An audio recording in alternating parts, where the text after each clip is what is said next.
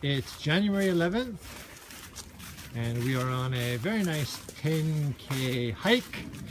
We just got to the peak of this tiny little 266 meter hill, mountain. And we had a lovely hot lunch. This time I remembered to bring everything.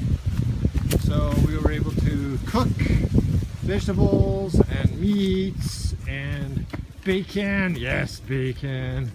And we had some bourbon, hot bourbon. And we're heading back down for another hour, I guess. Very nice, very nice. The first half of the course is called what, Hiroko?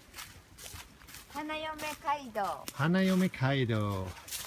And now we're going on the downward stroke, the second half, which is called Hanamuko course. Okay. It's a beautiful, beautiful day. And actually this mountain is right by the sea. So there's no snow, as you can see. But even at the top of 266 meters, it was quite chilly. My fingers are numb. This Kaido is Hanayome Kaido. Yes. That means the long time ago Yes. have history Of bride. Bringing the brides over the mountains to the seaside, maybe, so that the fishermen can get married to girls from Tokyo. Maybe the brides and the grooms, maybe they met at the top of the mountain, because at the top of the mountain it switches to the Hanamuko course. So halfway up is Hanayome bride, and the other half is the Hanamuko, which is the groom. This is really nice. I would love to be here on the mountain bikes with Max. It really is quite nice. Not too steep, not too rocky. Nice for a walk. Gives legs a little bit of exercise, but most of all, the air is just so much fresher than in Tokyo. We have a lot of old growth trees, so it's not just, you know, trees that have been planted after the war. And it's really quite nice here. We have arrived at Kurodaki, the Black Falls. I wonder why it's called the Black Falls.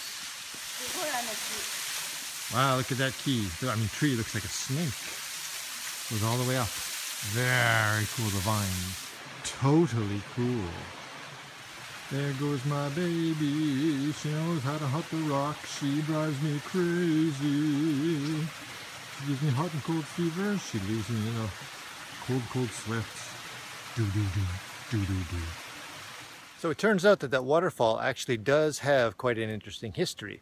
In the early 1700s, the 47 samurai were the ones that rebelled against their overlord, and they all had to commit suicide. Well, one of the servants of one of those samurai had no lord left, so he became a monk and he moved into these mountains, and he moved into that waterfall area there and built a shrine, and he stayed there and fasted until he died. Interesting story. Interesting plants, don't you think? Who would think we're in Japan? And thus ends our Hanayome Kaido adventure today on January 11th, 2015. Bye!